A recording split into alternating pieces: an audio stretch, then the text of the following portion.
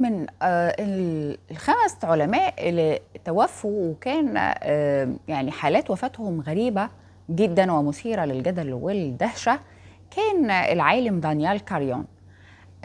العالم دانيال خلال دراسته اهتم كاريون بالبحوث المتعلقة بحمى أوروبا وبمرض سلولو البيروفي، والإجراء البحوث اللازمة قام دانيال بحقن نفسه بسائل مستخرج من أحد المرضى.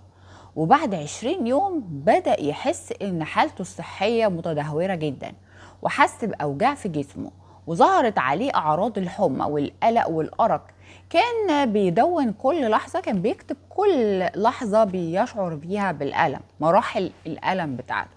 وبعد 9 أيام بالظبط أصبح إن هو مش قادر خالص على الكتابة، فخلى واحد من زمايله هو اللي يدون لحظات ألمه دي. وبفضل الأبحاث دي اللي هو دونها، توصل دانيال لنتائج هي اللي ساعدته على التعرف على الجرثومة المسببة لداء سلول البيروفي.